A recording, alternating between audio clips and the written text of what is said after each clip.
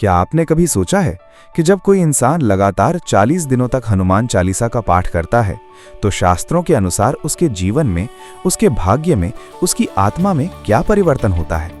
ये कोई साधारण प्रश्न नहीं है। ये वो रहस्य है जिसे गोस्वामी तुलसीदास जी ने रामचरितमानस की परंपरा से जोड़कर, वाल्मीकि रामायण के सार को समेटकर और स्कंद पुराण की गहराइयों से खींचकर हनुमान चालीसा के 40 चौपाइयों में छुपाया था। आज उस रहस्य को खोलने का समय आ गया है। इस वीडियो को अंत तक देखिए, क्योंकि आज हम जो बताने वाले हैं वो केवल भक्ति की बात नहीं है। ये शास्त्रों का वो विज्ञान है जो आपके जीवन को बदलने की क्षमता रखता है। हनुमान चालीसा की रचना गोस्वामी तुलसीदास जी ने 16वीं शताब्दी में की थी, लेकिन इसमें जो तत्व हैं वे वेदों जितने प्राचीन हैं। अथर्ववेद में शक्ति के देवताओं की उपासना की विधि का उल्लेख है।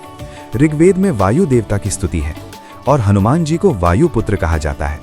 वाल्मीकि रामायण के सुंदर कांड में हनुमान जी के तेज, बल, बुद्धि और भक्ति का जो वर्णन है, उसी का संक्षिप्त और शक्तिशाली रूप हनुमान चालीसा में है। जब कोई व्यक्ति 40 दिनों तक इसका पाठ करता है तो वो केवल शब्दों का उच्चारण नहीं करता, वो उस ऊर्जा के साथ एक निरंतर संवाद स्थापित करता है जिसे शास्त्रों में अनुग्रह शक्ति कहा गया है। अब सबसे पहले समझते हैं कि 40 का अंक क्यों, ये संख्या क्यों विशेष है। शास्त्रों में 40 की संख्या को एक पूर्ण चक्र माना गया है। स्कंद पुराण में उल्लेख है कि किसी भी देवता की नियमित आराधना जब 40 दिनों तक बिना विघ्न के होती है तो साधक और देवता के बीच एक स्थायी ऊर्जा सेतु बन जाता है। शास्त्रीय भाषा में इसे संस्कार दृढ़ता कहते हैं। जब कोई आचरण 40 दिनों तक निरंतर बना रहे तो ये आत्मा के संस्कारों में उतर जाता है। ये केवल आदत नहीं बनती, ये व्यक्ति के चित्त का स्वभाव बन जाता है। योग वशिष्ठ में महर्षि वशिष्ठ ने श्री राम को बताया था कि अभ्यास और वैराग्य दोनों मिलकर चित्त को रूपांतरित करते हैं। 40 दिन का हनुमान चालीसा पाठ इसी अभ्यास का सबसे सरल और सबसे शक्तिशाली रूप है। हनुमान चालीसा की पहली चौपाई से ही एक अद्भुत प्रक्रिया आरंभ होती है। जय हनुमान ज्ञान गुण सागर। ये केवल अभिवादन नहीं है, ये उस चेतना का आह्वान है जो ज्ञान और गुणों का अनंत सागर है। वाल्मीकि रामायण में जब श्री राम ने पहली बार हनुमान जी को देखा तो उन्होंने लक्ष्मण से कहा था कि इस वीर में चारों वेदों का ज्ञान है, ये व्याकरण का पारंगत है, इसकी वाणी में कोई दोष नहीं है। ये वही हनुमान है जिनकी स्तुति में गोस्वामी जी ने कहा कि वे ज्ञान गुण सागर हैं। जब आप प्रतिदिन इस चौपाई का उच्चारण करते हैं तो आप उस ज्ञान की ऊर्जा को अपनी ओर आमंत्रित करते हैं। पहले 7 दिनों में क्या होता है? शास्त्रों में उपासना की जो विधि बताई गई है उसमें कहा गया है कि किसी भी देवता का ध्यान जब निरंतर 7 दिनों तक होता है तो साधक के प्राण में एक हलचल आती है। प्राण वो शक्ति है जो शरीर में चेतना का संचार करती है। उपनिषदों में, विशेषकर प्राणोपनिषद में बताया गया है कि प्राण 5 प्रकार के होते हैं और जब स्तुति या मंत्र का उच्चारण होता है तो उच्चारण की ध्वनि तरंगें इन प्राणों को जागृत करती हैं। हनुमान चालीसा में जो छंद हैं उनकी ध्वनि संरचना ऐसी है कि उसका उच्चारण करते समय श्वास की गति स्वतः नियंत्रित होती है। ये प्राणायाम का एक सूक्ष्म रूप है। पहले 7 दिनों में साधक को मन की चंचलता में परिवर्तन आने लगता है। शास्त्रों में इसे मन की एकाग्रता की प्रारंभिक अवस्था कहा गया है। भगवद गीता के 6ठे अध्याय में श्री कृष्ण ने अर्जुन को ध्यान की विधि बताते हुए कहा है कि मन को बार बार किसी एक बिंदु पर लाना पड़ता है। हनुमान चालीसा का प्रतिदिन पाठ इसी एकाग्रता को साधने की क्रिया है। 7 दिनों के बाद मन धीरे धीरे भटकना कम करता है। अब आते हैं उस पड़ाव पर जो सबसे महत्वपूर्ण है। 14 दिन, 2 सप्ताह। रामचरितमानस में गोस्वामी तुलसीदास जी ने लिखा है, भूत पिशाच निकट नहीं आवे, महावीर जब नाम सुनावे। ये चौपाई केवल काव्य नहीं है, ये एक शास्त्रीय सत्य है। स्कंद पुराण और नारद पुराण दोनों में हनुमान जी को भूत भावन और विघ्न नाशक कहा गया है। जब कोई साधक 14 दिनों तक निरंतर पाठ करता है तो उसके चारों ओर एक सात्विक आवरण बनना शुरू होता है। शास्त्रों में इसे तेजोमंडल कहा गया है। ये वो सूक्ष्म आभा है जो नकारात्मक शक्तियों को, नकारात्मक विचारों को और जीवन में आने वाले विघ्नों को दूर रखती है। जो लोग किसी प्रकार के भय से ग्रस्त हैं, जिनके मन में अकारण डर बना रहता है, जिनकी नींद अशांत रहती है, उनके लिए 14 दिन तक हनुमान चालीसा का पाठ वो परिवर्तन लाता है जिसे शास्त्रों में अभय दान कहा गया है। हनुमान जी को वाल्मीकि रामायण में निर्भय कहा गया है। जो स्वयं भय से मुक्त है वो अपने भक्तों को भी भय से मुक्ति देता है। यहाँ रुककर एक क्षण के लिए सोचिए, वाल्मीकि रामायण में एक प्रसंग है जब हनुमान जी लंका में अकेले गए थे। न कोई सेना थी, न कोई साथी। रावण की पूरी लंका, अकल्पनीय शक्ति, असंख्य राक्षस, और इस सब के बीच हनुमान जी ने न केवल सीता माता को खोजा बल्कि लंका को जलाकर वापस भी आए। ये साहस कहाँ से आया? ये साहस उनकी भक्ति से आया, श्री राम के नाम की शक्ति से आया। और जब आप हनुमान चालीसा में रामदूत अतुलित बल धामा बोलते हैं तो उसी अतुलनीय शक्ति का स्मरण होता है। अब समझते हैं 21 दिनों का महत्व। 21 को शास्त्रों में त्रिकाल सिद्धि का अंक कहा गया है। भूत, वर्तमान और भविष्य तीनों कालों में जो सत्य है वो इस संख्या में समाहित है। नारद भक्ति सूत्र में कहा गया है कि जब भक्ति में निरंतरता आती है तो भक्त और भगवान के बीच की दूरी धीरे धीरे समाप्त होने लगती है। 21 दिनों के बाद हनुमान चालीसा का पाठ करने वाले साधक के जीवन में एक अद्भुत परिवर्तन देखने को मिलता है। जो निर्णय पहले कठिन लगते थे वे सहज होने लगते हैं। जो समस्याएं असाध्य लगती थीं उनका हल दिखने लगता है। इसका शास्त्रीय आधार क्या है? हनुमान चालीसा में एक चौपाई है, बुद्धिहीन तनु जानी के सुमिरौ पवन कुमार, बल बुद्धि विद्या देहु मोहि, हरहु कलेश विकार। ये गोस्वामी तुलसीदास जी का वो विनय है जिसमें वे हनुमान जी से बुद्धि, बल और विद्या की याचना कर रहे हैं।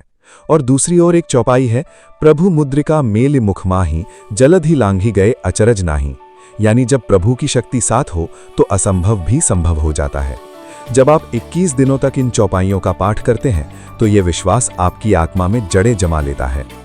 अब आते हैं उस अवस्था पर जो सबसे गहरी है, 30 से 40 दिन के बीच। शास्त्रों में इसे साधना की परिपक्वता कहा गया है। जब कोई व्यक्ति 30 दिनों तक बिना नागा किए, बिना किसी बहाने के प्रतिदिन हनुमान चालीसा का पाठ करता है तो उसके जीवन में श्रद्धा का वो रूप प्रकट होता है जिसे भगवद गीता के 17वें अध्याय में श्री कृष्ण ने सात्विक श्रद्धा कहा है। ये वो श्रद्धा है जो किसी परिणाम की अपेक्षा से नहीं बल्कि शुद्ध प्रेम और समर्पण से उत्पन्न होती है। हनुमान चालीसा में सदा रहो रघुपति के दासा, ये एक पंक्ति हनुमान जी के चरित्र का सार है। वाल्मीकि रामायण में और महाभारत के वन पर्व में हनुमान जी का जो स्वरूप वर्णित है वो दास भाव की पराकाष्ठा है। दास भाव अर्थात अहंकार का विसर्जन। जब कोई 30 से 40 दिनों तक प्रतिदिन ये पाठ करता है तो उसके भीतर का अहंकार धीरे धीरे गलने लगता है। शास्त्रों में अहंकार को आवरण शक्ति कहा गया है। ये वो आवरण है जो आत्मा के प्रकाश को ढक लेता है। जब ये आवरण हटने लगता है तो जीवन में वो अवसर दिखने लगते हैं जो पहले दिखते ही नहीं थे। अब एक और गहरी बात, हनुमान चालीसा में अष्ट सिद्धि नवनिधि के दाता, ये चौपाई अत्यंत महत्वपूर्ण है। अष्ट सिद्धि कौन सी हैं? पतंजलि योग सूत्र में और विभिन्न पुराणों में इनका वर्णन है। अणिमा, महिमा, गरिमा, लघिमा, प्राप्ति, प्राकाम्य, ईशित्व और वशित्व, ये 8 सिद्धियां हैं। और नवनिधियां महापद्म, पद्म, शंख, मकर, कच्छप, मुकुंद, कुंद, नील और खर्व, ये 9 प्रकार की समृद्धियां हैं। शास्त्रों में कहा गया है कि हनुमान जी इन सिद्धियों और निधियों के दाता हैं क्योंकि उन्हें स्वयं ये शक्तियां प्राप्त हैं और वे अपने भक्तों को इन्हें प्रदान करने में सक्षम हैं। लेकिन यहाँ एक महत्वपूर्ण शास्त्रीय बात है। भगवत पुराण में कहा गया है कि जो भक्त भगवान से केवल भक्ति मांगता है, न सिद्धि न समृद्धि, वह सबसे बड़ा भक्त है। और ऐसे भक्तों को बिना मांगे ही वह सब मिल जाता है जो चाहिए। जब आप 40 दिनों तक हनुमान चालीसा का पाठ करते हैं तो धीरे धीरे ये भाव आपके भीतर जन्म लेता है कि बस प्रभु की कृपा मिले, बाकी सब उनकी इच्छा। और यही वो मोड़ है जब जीवन बदलना शुरू होता है। 40वां दिन, ये वो दिन है जिसे शास्त्रों में अनुष्ठान की पूर्णाहुति कहा जाता है।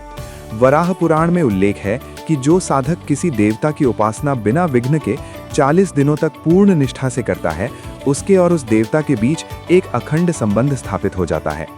ये संबंध इस जन्म में ही नहीं, अगले जन्मों तक भी बना रहता है। शास्त्रों में इसे संस्कार बंधन कहा गया है। जब तुलसीदास जी ने हनुमान चालीसा की अंतिम चौपाई में लिखा, जो ये पढ़े हनुमान चालीसा होए सिद्धि साखी गौरिसा, तो ये कोई अतिशयोक्ति नहीं थी। भगवान शिव स्वयं इसके साक्षी हैं। शिव पुराण में हनुमान जी को शिव के 11वें रुद्र अवतार के रूप में वर्णित किया गया है। जब आप हनुमान चालीसा का पाठ करते हैं तो आप अप्रत्यक्ष रूप से रुद्र की उपासना भी करते हैं।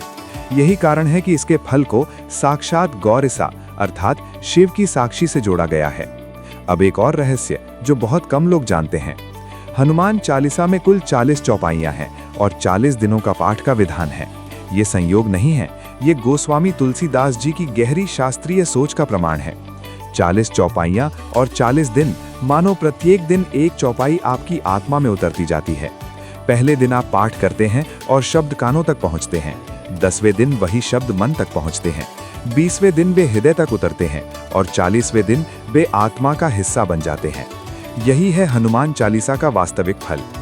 शास्त्रों में हनुमान जी के 4 गुणों का विशेष उल्लेख है: ज्ञान, शक्ति, भक्ति और विनय। वाल्मीकि रामायण में सुंदर कांड का प्रत्येक सर्ग इन्हीं 4 गुणों का प्रदर्शन है। जब कोई 40 दिनों तक हनुमान चालीसा का पाठ करता है तो वह अनजाने में इन्हीं 4 गुणों को अपने जीवन में आत्मसात करने की प्रक्रिया में होता है। उसकी विवेक शक्ति बढ़ती है, शारीरिक और मानसिक बल बढ़ता है, ईश्वर के प्रति आस्था गहरी होती है और अहंकार का स्थान विनम्रता लेती है।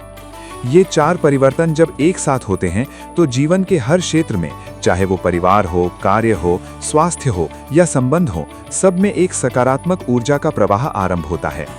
हनुमान चालीसा में एक और चौपाई है: नासय रोग हरै सब पीरा, जपत निरंतर हनुमत बीरा। निरंतर जप का अर्थ है बिना रुके बिना थके, और यहाँ नासय रोग कहा गया है, रोग का नाश। शास्त्रों में रोग केवल शारीरिक नहीं होता, मानसिक रोग, भावनात्मक पीड़ा, आत्मिक अशांति, ये सभी रोग के रूप हैं। जब 40 दिनों तक निरंतर पाठ होता है तो यह त्रिस्तरीय रोगों से मुक्ति की प्रक्रिया है। चरक संहिता में आयुर्वेद के आचार्यों ने बताया है कि ध्वनि चिकित्सा अर्थात शुभ ध्वनियों का नियमित श्रवण और उच्चारण शरीर के दोषों को संतुलित करती है।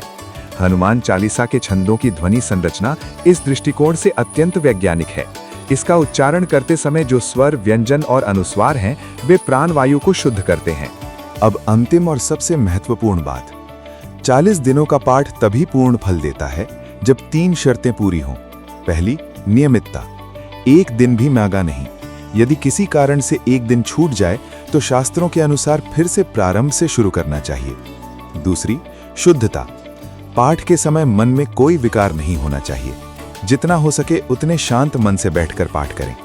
तीसरी, निष्काम भाव, अर्थात किसी विशेष इच्छा पूर्ति के लिए नहीं, बल्कि हनुमान जी के प्रति शुद्ध प्रेम से पाठ करना। भागवत पुराण में यह स्पष्ट कहा गया है कि निष्काम भक्ति सबसे उच्च है। जब ये तीनों शर्तें पूरी होती हैं और 40 दिनों का अनुष्ठान संपन्न होता है तो गोस्वामी तुलसीदास जी के शब्दों में होए सिद्धि, सिद्धि होती है। यह सिद्धि केवल भौतिक नहीं है, ये आत्मिक सिद्धि है। जीवन में एक स्थिरता आती है, परिस्थितियों के बदलने पर भी भीतर एक शांति बनी रहती है, और यही सबसे बड़ी सिद्धि है। हनुमान जी स्वयं एक जीवंत प्रमाण हैं इस सिद्धि के। वे आज भी इस पृथ्वी पर उपस्थित हैं। ये केवल आस्था नहीं, ये स्कंद पुराण और शिव पुराण का उल्लेख है। जहां भी राम नाम का कीर्तन होता है, जहां भी भक्त उनका ध्यान करते हैं, वे वहां प्रकट होते हैं। और जो 40 दिनों तक उनकी चालीसा का पाठ करता है वो उनके सबसे निकट होता है। हनुमान जी ने स्वयं अपने जीवन से ये सिखाया कि भक्ति में असीम शक्ति है। उन्होंने समुद्र लांघा, लंका जलाई, संजीवनी बूटी लाई, द्रोणाचल पर्वत उठाया। ये सब उनकी भक्ति की शक्ति से हुआ। और जब आप हनुमान चालीसा का 40 दिनों तक पाठ करते हैं तो आप उसी भक्ति ऊर्जा से जुड़ते हैं। जय श्री राम, जय हनुमान। अगर आज की ये जानकारी आपके हृदय को छू गई हो, अगर इन शास्त्रीय रहस्यों ने आपके मन में कोई प्रकाश जगाया हो, तो ये चैनल आपका ही है। यहाँ हर दिन भक्ति, वेद, पुराण और शास्त्रों के ऐसे गहरे रहस्य आपके सामने लाए जाते हैं जो सरल भाषा में शास्त्रीय प्रमाण के साथ प्रस्तुत किए जाते हैं। इस चैनल को अभी सब्सक्राइब करें और घंटी दबाएं ताकि जब भी ऐसा कोई नया वीडियो आए आप तक सबसे पहले पहुंचे। क्योंकि जो ज्ञान आपकी आत्मा को जगा सके उससे जुड़े रहना सबसे बड़ी समझदारी है। जय श्री राम।